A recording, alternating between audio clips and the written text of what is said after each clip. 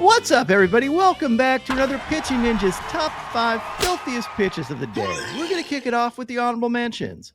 First, I have Trevor Rogers for his changeups. He had 9 Ks in 7 innings, giving up 1 run. Next, Yoshinobu Yamamoto for his splitters. He had 6 Ks in 6 innings, giving up 2 runs. Next, I have Daniel Palencia for these heaters. And lastly, Seth Lugo. Even though he didn't have a great outing, he did have these curveballs at 3,415 RPMs and 3,451 RPMs. True buzzsaws. My top 5 filthiest pitches of the day yesterday. At number 5, Abner Uribe for this 100-mile-an-hour sinker. And then this K prance off the field. Actually, I'm not sure it was a K prance. This was just a prance after getting the third out, dancing away. But the Brewers did not end up winning the game. I think if you dance like this, your team has to win the game. That's a Savannah Bananas role, Ninja. I think it is. At number 4, Jimmy the Human Glitch Herget for this wicked frisbee curveball. Here's a front view of the Human Glitch. And as always, we match him up with Uncle Rico here. Identical.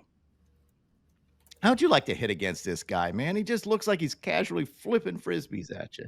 I guess I'd prefer it over, let's say, Mason Miller. That's a good point.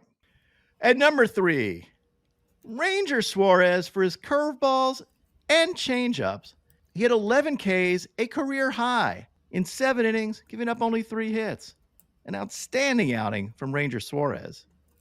At number 2, Paul Skenes for his sweepers and heaters. He had 7 strikeouts and 7 scoreless innings, giving up 3 hits. He now has the second lowest ERA in his first 50 starts in the history of baseball since the live ball era. You know who has the lowest ERA, Will? I would not have pulled this. If you weren't I was going to go like Bob Gibson, but if you weren't going to guess it, then I got nothing. Vita Blue. Skenes is right behind him. I was not going to pull that, but I do know that I do remember he started out with a freaking bang. Yeah, he did. But anyway, excellent start of a career for Paul Skenes. Has the potential to be an all-time great. And his record this year is almost at 500 now. He's 8-9. Woo! You go, Paul. And at number 1, Logan freaking Gilbert for going on a tear yesterday. He had 13 strikeouts in 6 innings, giving up 1 run. He had these wicked splitters, these 6 sliders, just tearing hitters up left and right. And I also love his little strikeout follow through. He just looks like he's tired of hitters. Get out of here, hitters. Fantastic outing from Logan Gilbert, and you are the filthiest pitcher of the day. Now on the Ninja Notes, Merrill Kelly had 8 Ks in 7 scoreless innings, giving up 4 hits. Brady Singer had a very nice outing, going 6 innings with 9 Ks. Nice. Giving up 1 hit and 1 run. He faced Zach Gallen, who had 7 Ks in 6 innings, giving up 1 run on 4 hits. Ryan Pepio had 3 Ks in 5 scoreless innings, giving up 1 hit. The Spaghetti Pirate, Spencer Arrighetti, had 2 Ks in 5 2/3 innings, giving up 2 runs. David Peterson had 8 Ks in 5 2/3 innings, giving up 2 runs. He faced Bryce Elder, who had 6 Ks in 6 innings, giving up 2 runs. The Baby Giraffe, Yuri Perez, had 4 Ks in 6 innings, giving up 2 runs. Yendrys Gomez had 6 Ks in 4 2/3 scoreless innings. Chad Patrick had 7 Ks in 5 1/3 innings, giving up 2 runs. Jamison Tyone had 3 Ks in 5 innings, giving up 1 run. Nick Pivetta had 7 Ks in 6 innings, giving up 2 runs. And Carlos Rodon had 3 Ks in 5 2/3 innings, giving up only 1 hit and 2 runs, but 5 walks. Ninja, we're starting off in sunny San Diego, where rookie catcher Dalton Rushing won the Dodgers the game and avoided the sweep with the biggest hit of his young career, a 3-run jack, keeping the Dodgers tied for first with the Pods.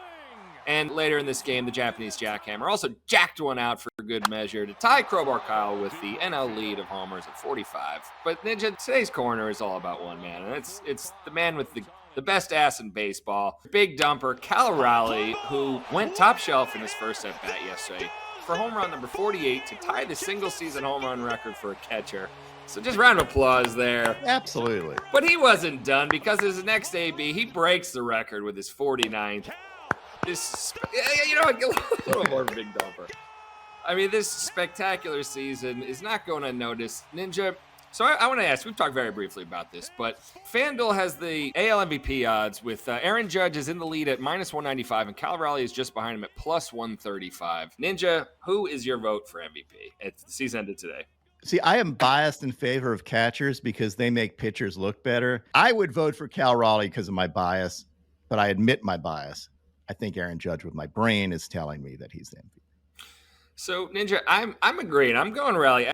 This is just a completely special season, unlike anything we've seen. And again, also, he's not just a catcher. He's the best catcher in the game, probably.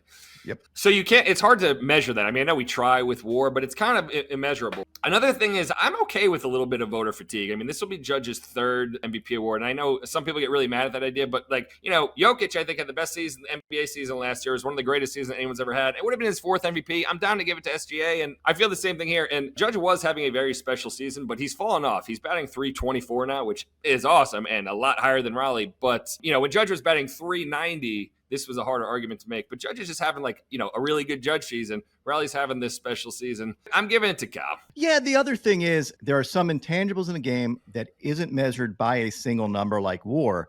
And that is the stuff he does for his pitching staff. I mean, setting up front door two-seamers and stuff like that. How do you value a guy that makes the pitchers better as well? And he's also just objectively one of the most approachable and down-to-earth superstars in the game. Not that Aaron Judge isn't. Which doesn't go into the MVP voting too much. But it goes into my MVP voting.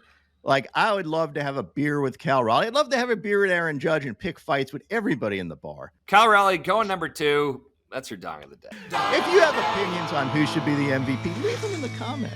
And feel free to be polite about it. Yeah. Well, since we're both on the same side, they're going to have to shit on both of us, I guess. Somebody's going to give he's batting .247. You want him to be MVP? Raleigh's on pace for 61, by the way. So if he hits 61, if he hits over 60, he's the MVP, unless Judge hits 65, which he's not going to do. And now, my pitching ninja moment of Zen. I love this from Shohei, dapping up a Padres fan that had been heckling the Dodgers and Shohei all game. Great stuff from Shohei. And then he goes brags about it in the dugout, laughing. We've been hearing him on the Go, field Shohei. I love to see the personality. Sure, it made his day. That's a story he'll always be able to tell. My picks of the day today are a 3-leg parlay. I'm going to start out with Kodai Senga for 5Ks or more, then take Cam Schlittler for 5Ks or more, and top it off with Edward Cabrera for 6Ks or more. Then I'm going to add in my 25% profit boost. What would your picks of the day be?